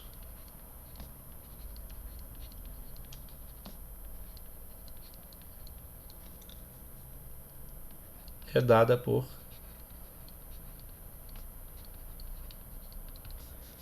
por essa notação aqui, ó, P índice N, né? E simplesmente vai ser N fatorial pelo motivo que eu já exemplifiquei lá em cima, tá? Que isso aqui na verdade é um arranjo quando você considera a quantidade de subconjuntos igual à quantidade de elementos do conjunto. Aí você vai ter simplesmente um fatorial, né, desses termos envolvidos, né? Então, um exemplo bem simples para ilustrar essa ideia é esse aqui, ó. Deixa eu colocar assim, ó, de quantas maneiras a gente pode colocar 5 pessoas em uma fila indiana, né? Você pode perguntar assim, de quantas maneiras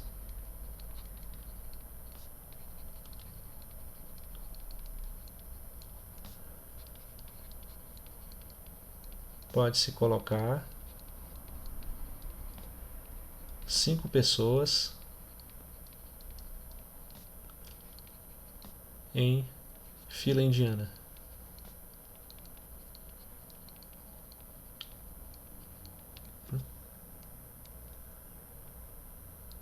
Ixi, Maria.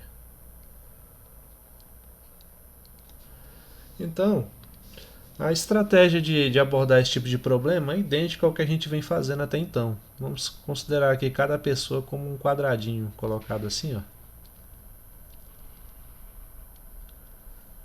1, 2, 3, 4 e 5, né? Então, isso aqui forma uma fila indiana, né? Uma fila onde cada pessoa fica atrás da outra, né? Porque ela...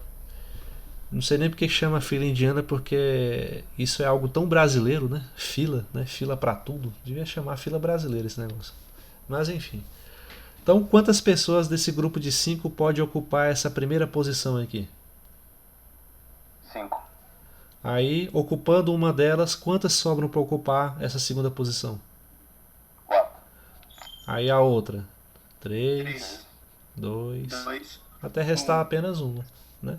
O resultado disso vai ser o quê? 5 vezes 4 vezes 3 vezes 1, que nada mais é do que 5 fatorial, que pela notação que a gente introduziu é P índice 5, né? Que é 120. Pronto, tem 120 maneiras de se colocar 5 pessoas em fila indiana, né? Agora vamos ver um problema um pouquinho mais interessante, né? Vou colocar aqui... Opa, pera aí.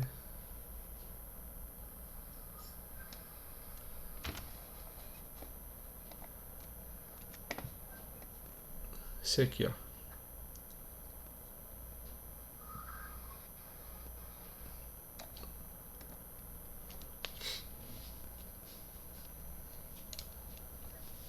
Então, mais um exemplo.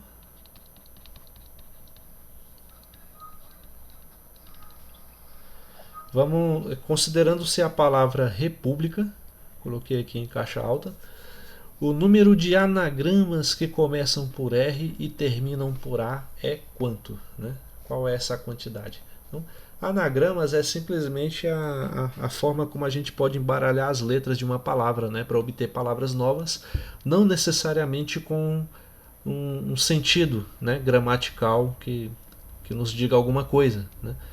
Então é simplesmente você reordenando as letras de todas as formas possíveis, né? Aí você obtém o chamado anagrama, né? Algumas desses anagramas às vezes vão fazer sentido, outros não, né? Então, república, a gente aborda esse problema assim. Temos 1, 2, 3, 4, 5, 6, 7, 8, 9 letras envolvidas, né? E nenhuma delas se repete, tá? Então, vamos representar cada uma dessas letras por um quadradinho também.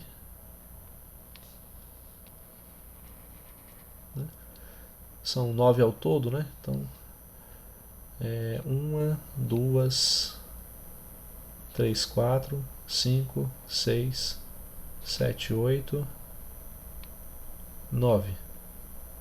Né?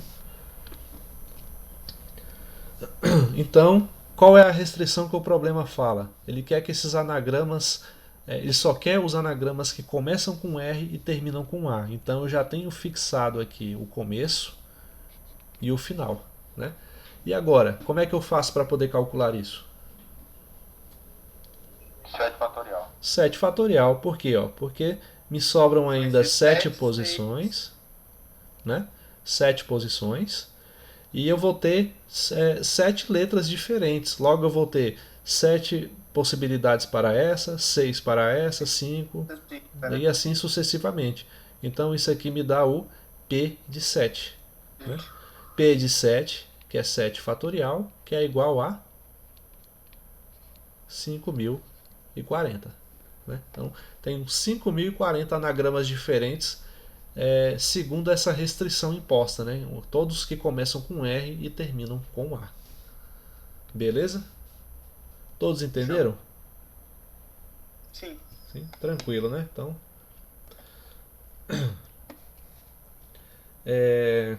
agora um outro parecido com esse. Deixa eu selecionar aqui.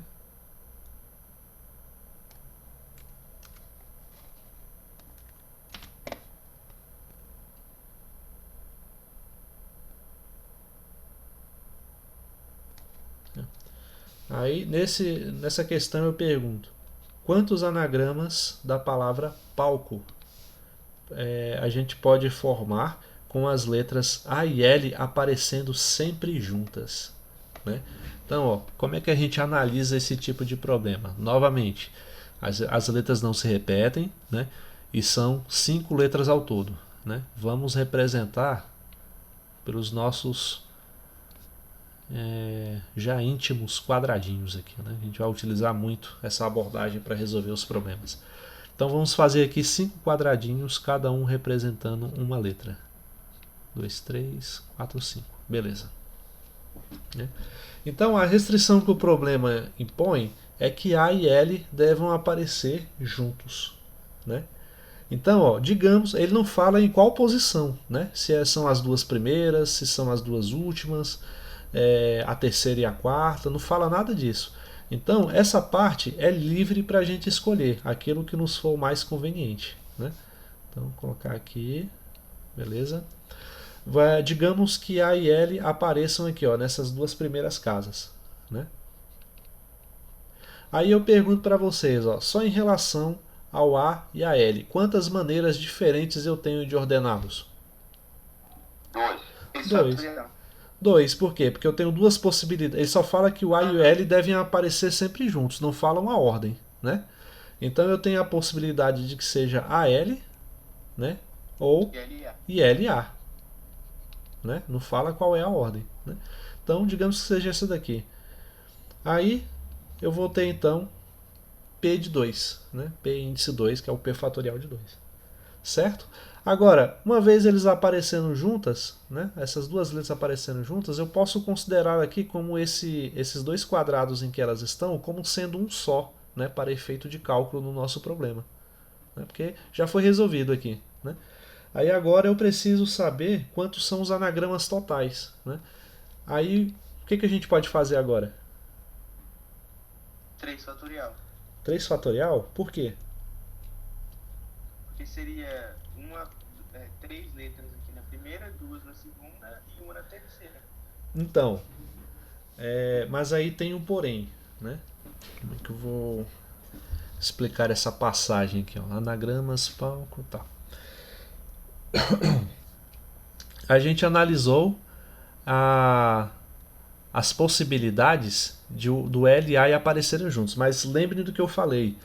O problema não especifica aonde essas letras vão aparecer. Tá? Se vai ser as duas primeiras, se serão as duas últimas, as duas do meio aqui, não fala isso. Então a gente tem que levar em consideração essa possibilidade também. Certo?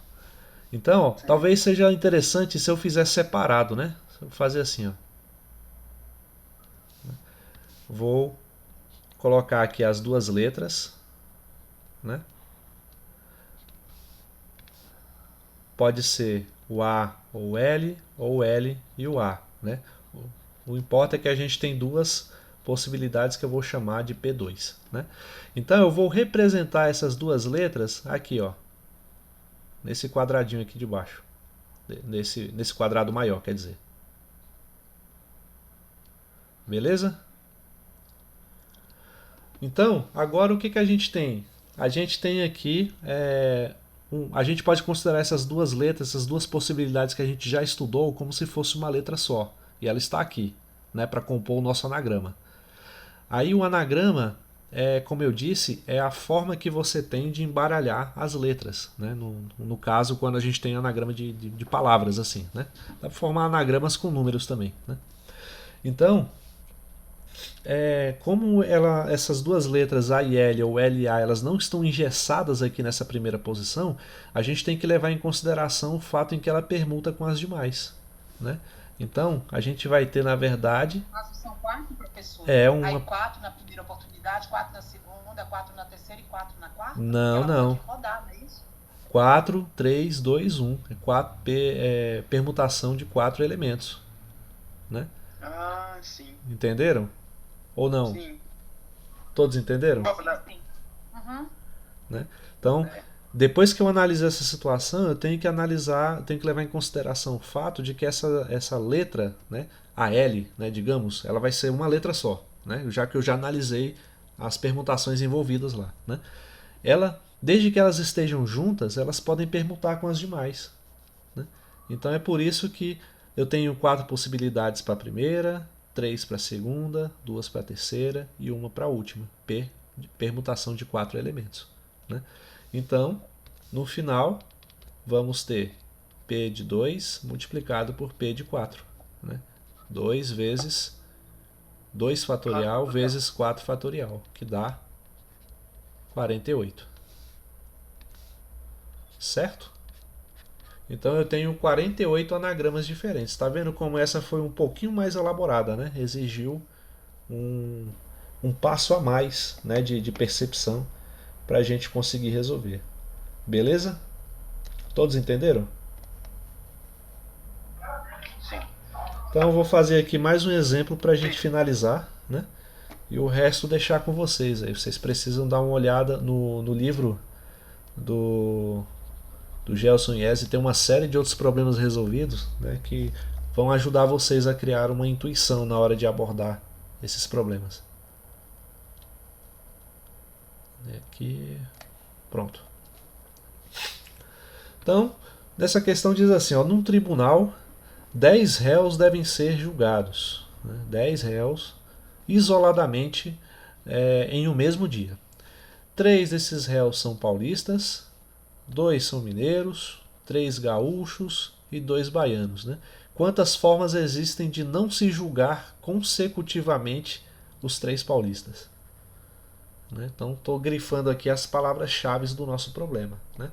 Então parece aquelas piadas que começam assim, não sei aonde havia dois paulistas e um baiano e não sei o que, né? Mas é um tipo de situação bem aleatória mesmo, né? Só para a gente ter um problema para poder trabalhar, e esse problema ele é bem interessante, né? Então, a primeira coisa que a gente vai fazer, vamos simbolizar aqui os 3 paulistas como sendo 3P, né? 2 mineiros como sendo 2M, né? 3 gaúchos como sendo 3G e 2 baianos como sendo 2B. Ao todo, quantas pessoas a gente tem envolvido? 10, né? O problema já fala. Se você somar aqui vai dar 10 pessoas. Certo? E agora, como é que a gente vai analisar isso? Para poder ilustrar o que a gente quer fazer, vamos desenhar aqui os quadradinhos novamente. Agora serão 10 ao todo, um para cada pessoa. 2, 1, 2, 3, 4, 5. Né? Temos aí os 10 quadradinhos para cada um, né? E agora, como é que a gente vai abordar o problema? Alguma sugestão? Combinação de 10, 3 a 3. Combinação? É uma combinação? Assim, se você justificar bem, a gente pode utilizar, né? Tá, o 3 a 3 por conta do paulista. Temos que isolar ele. Então, aí é o que eu falo, né? Todos esses réus, eles devem ser julgados isoladamente no mesmo dia, né? Aí só fala que são 3 paulistas, 2 mineiros, 3 gaúchos, mas ele fala a ordem em que em que esses réus devem ser julgados? Não fala, né? Não. Então já seria um indicativo para a gente de usar a combinação. Mas será que há outro jeito ainda? Né? Já que a ordem não importa, por exemplo, digamos que os 3 paulistas sejam esses aqui, ó, esses 3 primeiros. Né? Então, qual a ordem de eu conseguir julgar o primeiro, o segundo e o terceiro paulista? Quantas maneiras possíveis eu tenho de fazer isso? 3 fatorial. 3 fatorial, né? Eu tenho aqui P3. Certo? Então, aí o problema me fala o seguinte: quantas formas existem de não se julgar consecutivamente os 3 paulistas? E agora? Né?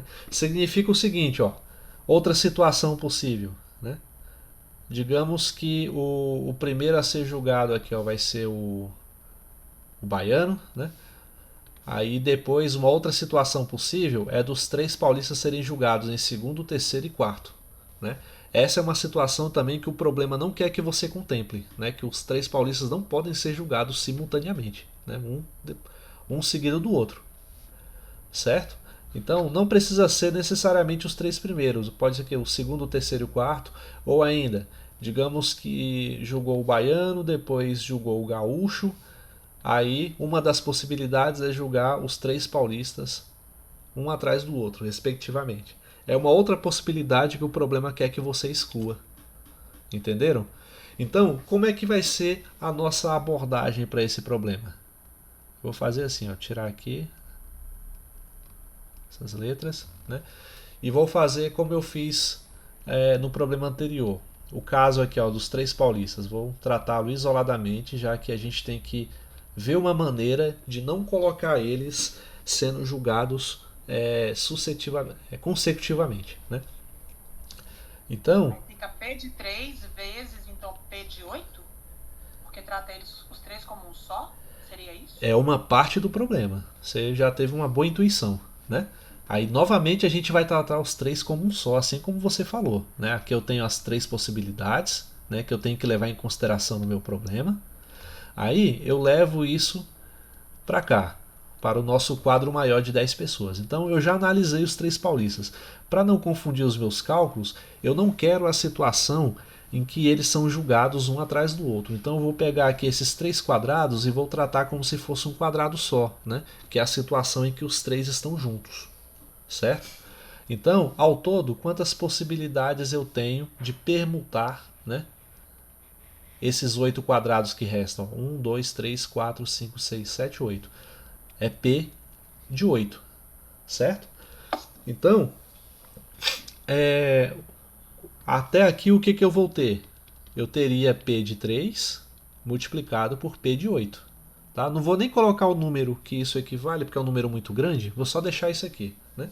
Então, o que esse P de 3 vezes P de 8 representa? Ele representa todas as possibilidades de você julgar todos esses 10 réus, porém, né, onde os 3 paulistas são julgados juntos, né, um depois do outro, assim, não é junto, é consecutivamente, certo? Porque o fato de eu ter juntado esses 3 quadrados que representam paulistas, eu estou fazendo as permutações aqui onde todos eles aparecem juntos, sendo julgados um depois do outro. Né? Então, qual seria a possibilidade deles não serem julgados consecutivamente?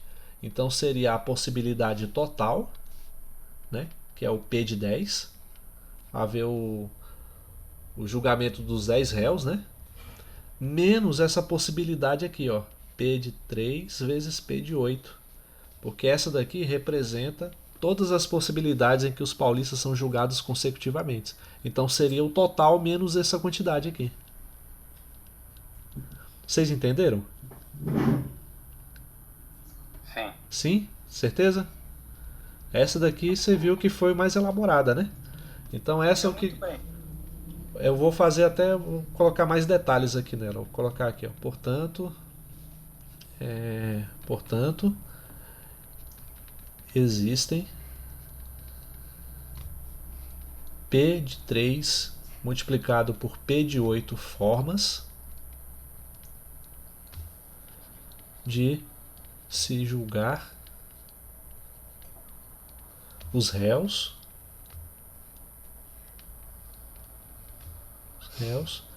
de tal maneira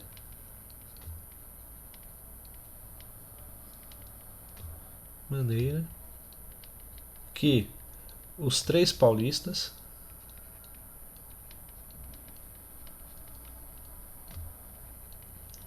sejam julgados consecutivamente.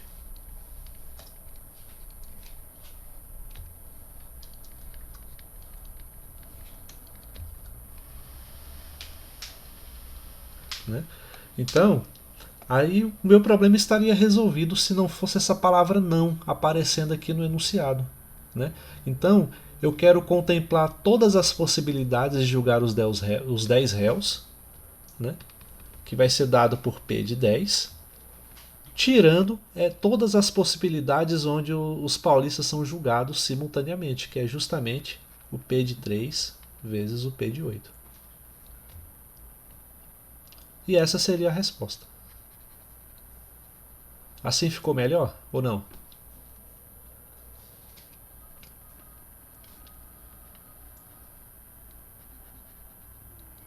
Ficou bem escrito. Mas eu vou te falar a verdade, professor. Se eu fosse resolver sozinho, eu não ia chegar nisso aí não, viu? É provável.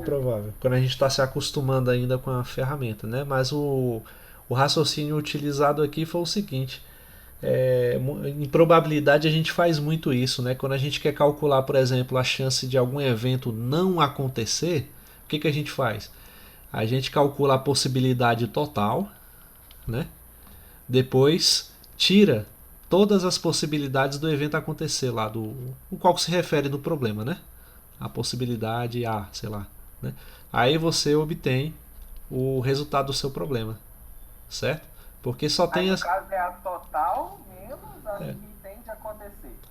Porque, como eu disse, o meu problema estaria resolvido aqui, né? P3 vezes P de 8, se não fosse esse não aparecendo aqui, ó. Quantas formas existem de não se julgar consecutivamente os 3 paulistas? Então, o que eu fiz? Primeiro, eu calculei todas as formas que existem de se julgar eles consecutivamente. São essas, P de 3 vezes P de 8, né? Então, isso não é todas as formas possíveis. Todas as formas possíveis é P de 10. Né? Todas as possibilidades vão aparecer aqui, no P de 10. Né? Que é o 10 fatorial. Aí o que eu vou fazer então? De todas as possibilidades, eu vou tirar delas, né, todas as que os paulistas são julgados consecutivamente, que eu já calculei. Portanto, o resultado disso, seja qual for esse número estrondoso aí, vai ser a quantidade de formas que existem de não se julgar consecutivamente os 3 paulistas. Professor, esse P de 8 seria quando eles não estão sendo julgados juntos, né? Não, eles estão... P de 3 vezes P de 8 é quando eles estão sendo julgados consecutivamente. Ah, tá. Entendeu? O P de 8 é exatamente aqui mesmo. Então, de todas as possibilidades aqui dos 10 réus, o que eu fiz? Ó, o problema está se concentrando nos 3 paulistas, correto? Então eu peguei as 3 casas que existiam aqui do início, né, digamos, né, que essas 3 aqui representavam os 3 paulistas, e analisei o problema aqui do lado. Né? Então, digamos que os 3 paulistas fossem julgados primeiro. Né?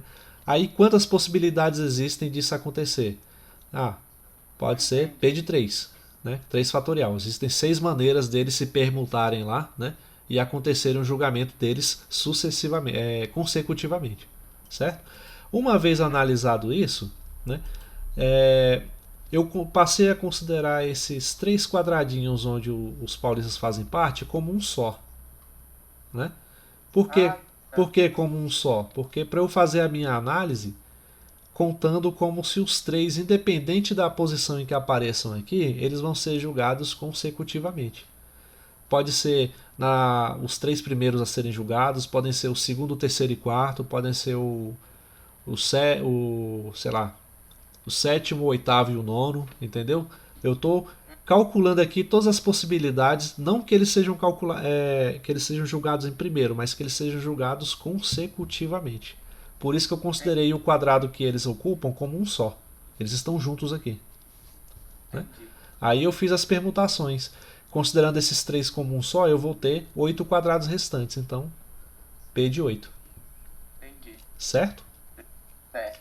Então, essa daí eu vou deixando vocês pensar mais um pouco. Eu vou colocar o vídeo daqui a pouco lá no canal, se vocês preferirem dar uma olhada de novo, tentarem entender com mais detalhe. Eu não sei se eu fui claro o suficiente na explicação desse, mas faz uma forcinha aí para tentar entender. Né? Tem problemas assim que aparecem, não são difíceis de resolver e por puro vacilo, né? Por não contemplar direito uma forma, uma estratégia, né? A gente acaba deixando a questão passar batido. Beleza? Beleza. Então, nesse caso, alguém tem alguma dúvida, alguma colocação aí a ser feita? Não. Não? Acho que não. Eu não. Não. Alguém mais aí, pessoal? Não, professor. Bom, então nesse caso a gente vai encerrando por hoje, né? Eu vou postar lá o vídeo se alguém quiser ver, né? Uma recomendação também, olhem no site do IMPA, tem muitas questões lá que alguns professores que dão essa disciplina resolvem lá pro Prof. Mate, né? Que são interessantíssimas, né? Então, o Wesley mesmo me enviou uma esses dias aí que quebrou minhas pernas. Eu fui ver a resolução e era bem simples, né? Era uma estratégia mesmo de você ver o problema por um outro ângulo que torna ele bem simples de resolver, né?